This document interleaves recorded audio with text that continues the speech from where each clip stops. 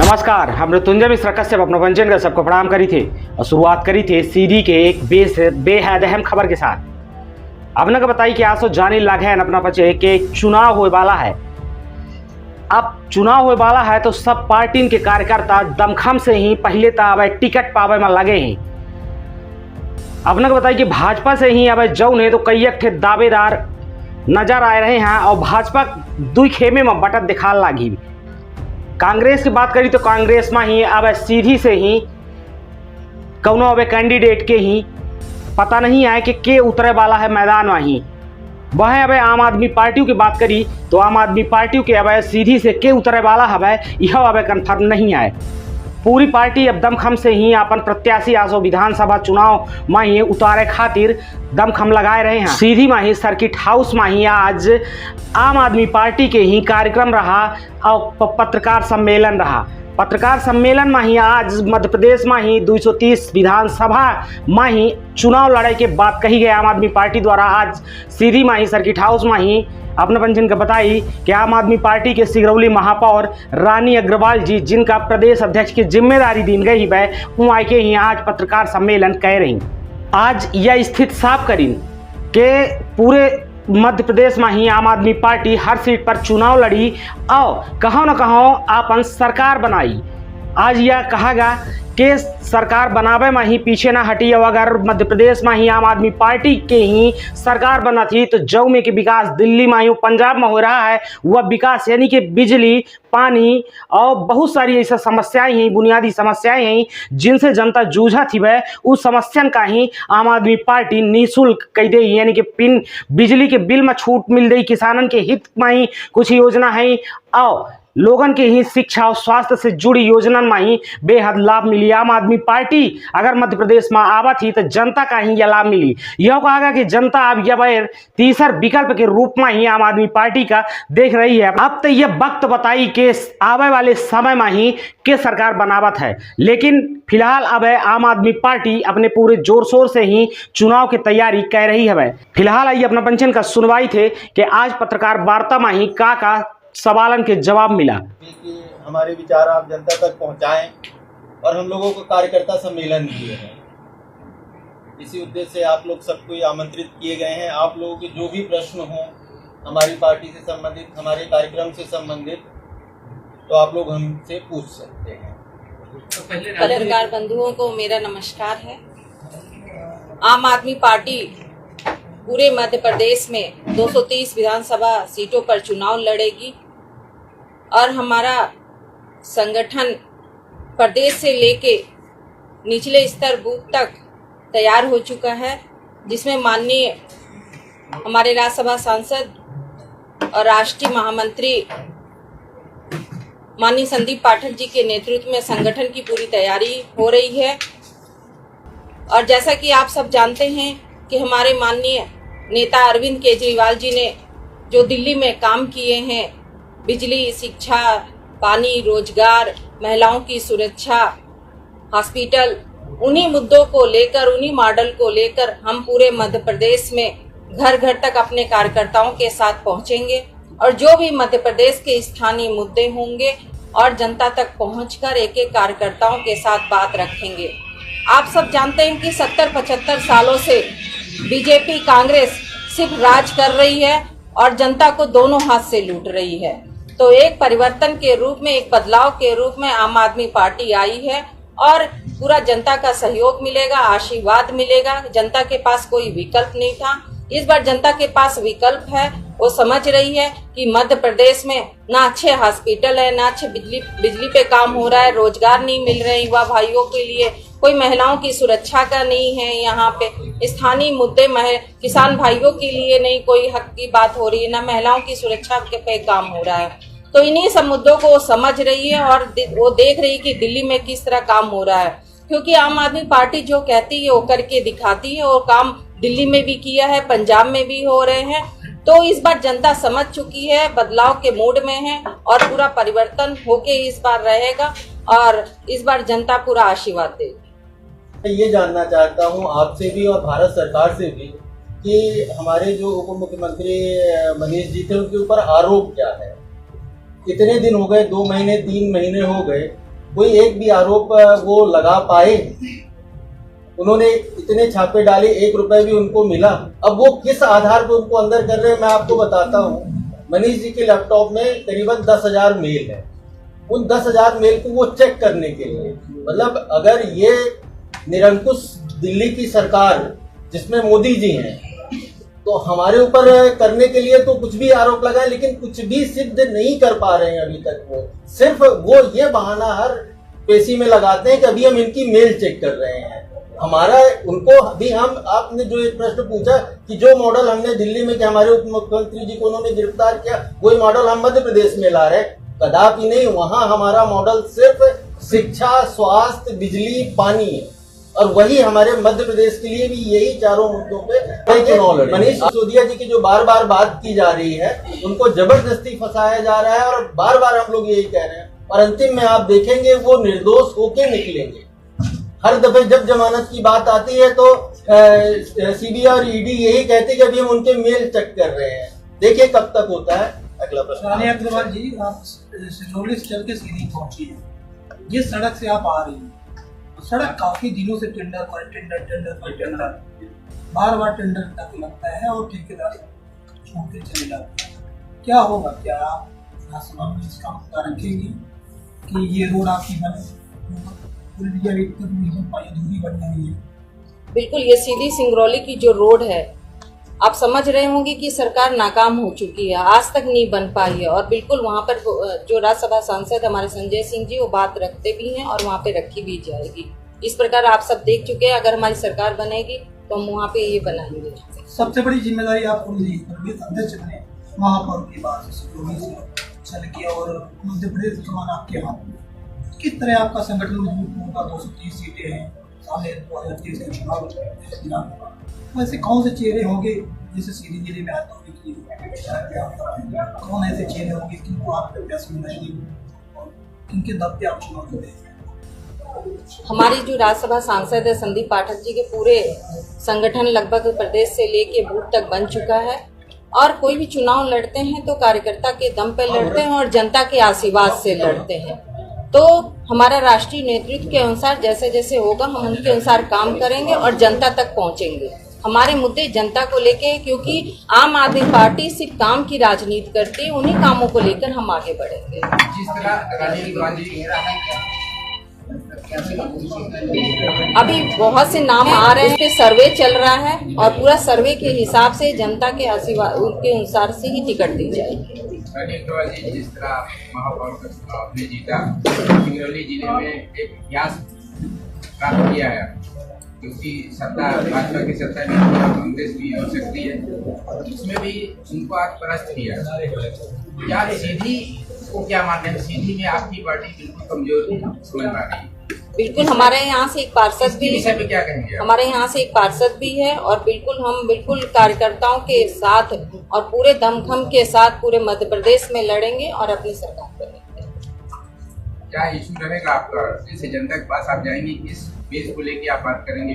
जनता को सबसे पहले अपने जो मूलभूत सुविधाएं होती हैं, स्कूल, शिक्षा, रोड, बिजली, पानी, युवाओं के लिए रोजगार, महिलाओं की सुरक्षा, किसान का हक और भ्रष्टाचार पर अंकुश, इन्हीं सब मुद्दों को लेकर हम जनता के साथ जाएंगे। कई लोग चर्चाएं कर रहे हैं, अफवाहें भी आ रही है, रानी अग्रवाल प्रदेश अध्यक्ष बने आप पार्टी की, आने वाले समय 2023 के चुनाव में भाजपा की प्रत्याशी भी हो सकती है। ऐसा कुछ नहीं है, उनका काम ही है यही। आप देख रहे हैं प्रदेश अध्यक्ष बन गए हैं, ऐसा कुछ नहीं है।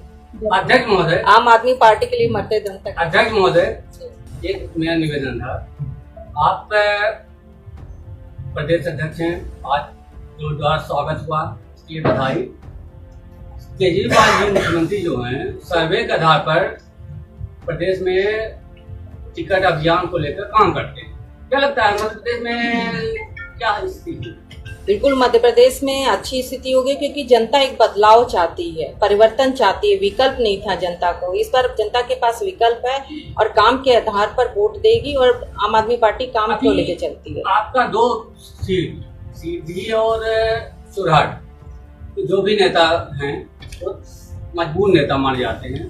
2 विधानसभा आपकी कमजोर है, उसमें क्या करेंगे? बिल्कुल कमजोर नहीं है, सभी सीटों पे चल रहा है काम और अच्छे प्रत्याशी आएंगे, जनता के अनुसार आएंगे और आगे बढ़ेंगे। आप भाजपा में थे, मैं राष्ट्रवाद, आप भाजपा में थे, उसके बाद आप आम आदमी पार्टी जुड़ने की वजह क्या थी?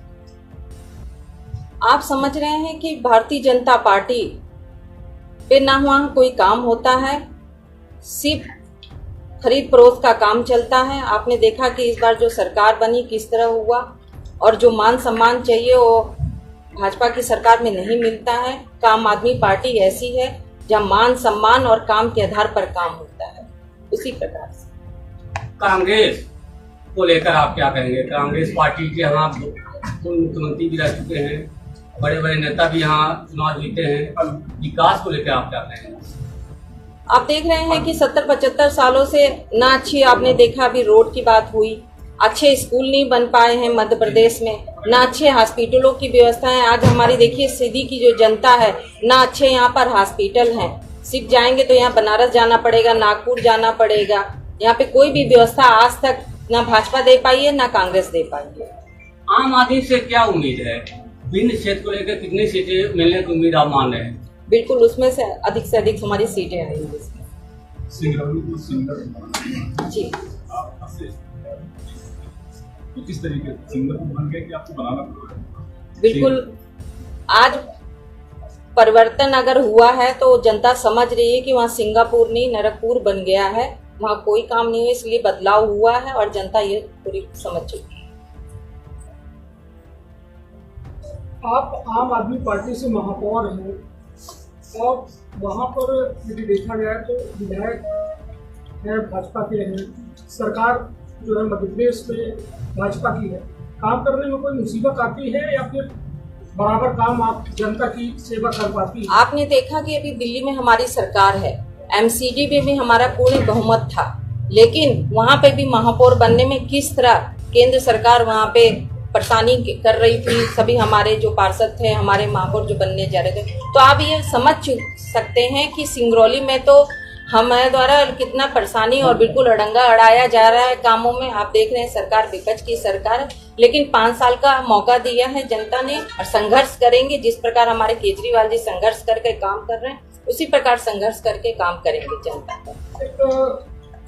ये कहा जाए तो काफी महीने बीत चुके हैं आपको पदभार ग्रहण किए हुए, कितनी योजनाओं पर जो आपने जनता के लिए वादा किया था, कितनी लगभग योजनाओं को आपने पूरा किया महापौर रहते? बिल्कुल वहाँ पे काम चल रहा है। जैसे नगर निगम के अंतर्गत जो भी काम आते हैं, चाहे अच्छे रोड की हो, सफाई की हो और नाली की व्यवस्था हो, स्ट्रीट लाइट की हो, गौशाला पे भी काम चल रहा है हमारा, वहाँ बन रहा है, तो इन सब पे धीरे धीरे काम चल रहा है हमारा। जलकर को आपने मुक्त करने का वादा किया था, क्या उस दिशा में कोई? आपने देखा कि बैठकी को लेके हमने किया था, लेकिन हमारे पास पार्षद 5 ही पार्षद हैं, तो MIC द्वारा जो मंत्रिमंडल हमारा होता है, तो MIC द्वारा हमने वो पारित कर दिया था।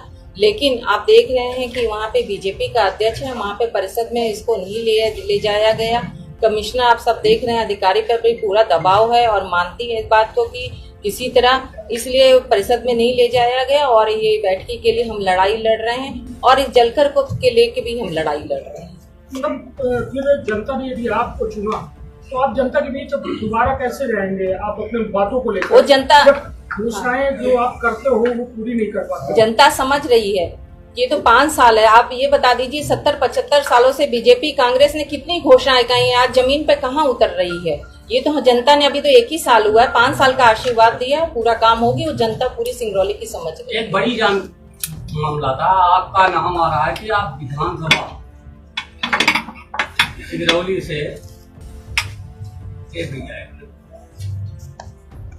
विधानसभा सिंगरौली से आप प्रत्याशी के भी दावेदार हैं। अब वो राष्ट्रीय नेतृत्व तय करेगा, उसी के आदेश अनुसार काम। नहीं, ये तो है तय। क्या आप दावेदारी पेश करना चाहती हैं? ये लोकतंत्र है, सभी कर सकते हैं, लेकिन अभी तो जो जनता ने आशीर्वाद दिया है 5 साल का मौका, वो काम करेंगे। अगर राष्ट्रीय नेतृत्व का होगा तो उसके अनुसार आगे बढ़ेंगे। यहाँ केजरीवाल जी को आने के लिए आप चुनावी प्रचार में न्योता देंगे? बिल्कुल, केजरीवाल जी के नेतृत्व में ही पूरे मध्य प्रदेश में चुनाव लड़ा जा रहा है, वो पूरा देख रेख कर रहे हैं और हर लोकसभा में जहाँ पे जोन 22 जोन वो आएंगे। चुनाव में राष्ट्रीय मुद्दों को अगर दरकिनार कर दिया जाए सीधी जिले में आपके प्रमुख मुद्दे क्या रहे? आप सीधी जिले में आप समझ सकते हैं कि यहाँ पे जो रेत है उल्लंघन कितना हो रहा है, और यहाँ पे अच्छी हॉस्पिटल की व्यवस्था नहीं है। जो छोटे मोटे काम होते हैं व्यापारियों के आ गए, जो हमारे गरीब जनता के लिए, उनका कोई भी आज काम नहीं है। जनता ये समझ रही है। मुख्यमंत्री ने लाडली बहना योजना 1,000 रुपए देने की घोषणा की, कांग्रेस 1,500 रुपए देने का वादा किया। आप इसमें क्या कहें? आप समझ रहे होंगे कि भाजपा सिर्फ घोषणा पे घोषणा करती है और जमीन पे कोई घोषणाएं नहीं दिखाई देती। आप समझ रहे होंगे कि ये चुनावी साल है और इस समय वो घोषणा कर रही है, और आपके समझ ये आ जाएगा कि कितनी बहनों को ये मिलेगा। बहनों के लिए हाँ, आप राष्ट्रीय प्रदेश अध्यक्ष हैं, बहनों के लिए क्या योजना आपके हिसाब आपने देखा होगा कि हमारी दिल्ली सरकार दे रही है, पंजाब में भी हो रहा है, और उस लिए हमारा एजेंडा भी बनेगा, तो बहनों के लिए भी आगे सब दिया जाएगा। हाँ, अभी मैनिफेस्टो बनेगा। रानी अग्रवाल जी, मध्य प्रदेश में सीधी जिले ललितपुर सिंगरौली रेलवे लाइन, इसमें सबसे ज्यादा काफी भ्रष्टाचार हुआ है, काफी घोटाले हुए हैं। एक जमीन को दो बार जो है वो इसका मुद्दा है। क्या आप मुद्दा उठा आप पाए? इस पर देखिए, ये एक बड़ा मुद्दा बनता जा रहा है धीरे धीरे। ये जो ललितपुर सिंगरौली वाला अपना रेलवे वाला काम है, इसमें 3-4 मुद्दे जो बहुत महत्वपूर्ण है। जैसे आपने एक पहला मुद्दा उठाया कि एक ही जमीन को दो लोगों ने रजिस्ट्री करा के 2 रुपए मुआवजा लिया, ये एक बहुत बड़ा मुद्दा है। उसी में दूसरा मुद्दा, लोगों को पहले कहा गया था कि रोजगार देंगे, अब बोल दिया गया कि हम नौकरी नहीं दे सकते हैं। फिर बोला गया 5 लाख रुपए देंगे, चाहे थोड़ी सी जमीन बचे चाहे बड़ी सी जमीन जाए। ये एक बहुत बड़ा मुद्दा है, बहुत बड़ा भ्रष्टाचार है। अगर हमारी सरकार आती है तो सर्वप्रथम इस पे जांच हम लोग बैठाएंगे और कड़ी कार्यवाही इस पे करेंगे। अभी आपके काफी सांसद भी हैं राज्यसभा में, क्या इसका मुद्दा उठा पाएंगे? बिल्कुल, हम उनसे इसमें कई कलेक्टर हैं, एसडीएम में तहसीलदार है, पटवारी, और जो यहाँ की जनप्रतिनिधि है विपक्ष भाजपा के, काफी लोग माफिया में शामिल हैं। नहीं, इस प्रश्न को हम अपने जो हमारा केंद्रीय नेतृत्व है उनको अवगत कराएंगे और उनके माध्यम से लोकसभा और राज्यसभा में इस मुद्दे को जरूर उठाया जाएगा। मैं थोड़ा क्षमा चाहूँगा आपसे, क्योंकि भी लगातार मेरे प्रोग्राम में जो मुद्दे के बाद वो गहराई वाले उन पे चले जाते हैं। हाँ, अब लेट हो रहा है, प्रोग्राम लगा भी आपके लिए। हम इस मुद्दे को राष्ट्रीय स्तर पे उठाने का हम अपने केंद्रीय नेतृत्व से आग्रह करेंगे। केंद्रीय मुद्दे केंद्रीय नेतृत्व उठाएगा, स्टेट के मुद्दे चुनाव पहले हो जाएगा। अगर चुनाव के पहले लोकसभा का अभी कार्यकाल रहेगा तो हम लोग अवश्य इस मुद्दे को लोकसभा में उठवाएंगे।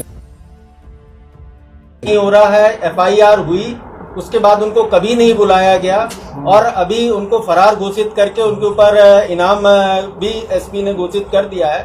मैंने प्रदेश अध्यक्ष जी से आग्रह किया है कि एसपी साहब से मिलना है इस मुद्दे को कि ये किस तरह का न्याय है कि आप किसी के ऊपर एफआईआर करते हो और उसको बुलाते नहीं हो जांच में और सीधे फरार घोषित कर देते हो। तो मैं चाहूंगा कि उन बेकसूर लोगों की आवाज हम लोगों के साथ आप लोग भी बने, आप लोग भी इस मुद्दे को उठाएंगे, तभी जाकर उन बेकसूर लोगों को न्याय मिल पाएगा। क्योंकि अध्यक्ष महोदय, ये बड़ा मामला था, राजन मिश्रा जी ने इसके लिए एसपी को आवेदन दिए थे। जी। वो बेकसूर थे, नहीं थे, हम यह नहीं कर सकते, लेकिन जांच तो होनी चाहिए। बिल्कुल होनी चाहिए। जांच के बजाय उन पर इसी मुद्दे को लेके इस पर आप एसपी से मिलेंगे। बिल्कुल मिलेंगे। आज हम लोग का टाइम है, हम लोगों ने मांगा है, इस पर रहेगा कि न्याय नहीं मिलेगा, न्याय की तरह जांच होनी चाहिए और जो है उनको न्याय नहीं मिलेगा तो क्या बिल्कुल हम लोग उसमें आंदोलन करेंगे, जो भी करना होगा वो करेंगे। न्यायपालिका के भी दरवाजे खटखटाए जा सकते हैं। बड़ा मामला है। बिल्कुल, परिवार आज भी परेशान बातों बह रही है ना, एसपी साहब से तो आश्वासन मिलेगा। नहीं, उस समय हम गए थे तो उन्होंने कहा था, मुकेश श्रीवास्तव जी एसपी साहब थे, तो उस समय उन्होंने एप्लीकेशन ले लिया था, कहा था हम जांच करवाएंगे, लेकिन उनका ट्रांसफर हो गया और लगभग 3 महीने बीतने के बाद पिछले 3-4 दिन पहले उन्होंने अभी कुछ भी चलान भी नहीं पुट अप किया, उन्होंने सीधे फरार घोषित कर दिया और इनाम मतलब ये पहला मुद्दा होगा मुझे लग रहा है इस संभाग के लिए, इस जिले के लिए, कि किसी मुद्दे में इतना जल्दबाजी में सरकार ने इनाम घोषित कर दिया, फरार घोषित कर दिया। कभी आप तो इतने बड़े बड़े मुद्दे होते हैं लेकिन कभी इतनी जल्दबाजी में नहीं किया गया। यहाँ के नेताओं ने दबाव बनाने के लिए कि लोग फिर से डरें, हम लोगों के आने से लोगों के दिमाग से एक भय निकलने लगा था, तो फिर वो दबाव में आए, भय का वातावरण बनाने के लिए उन्होंने सीधे सीधे फरार घोषित करवा दिया।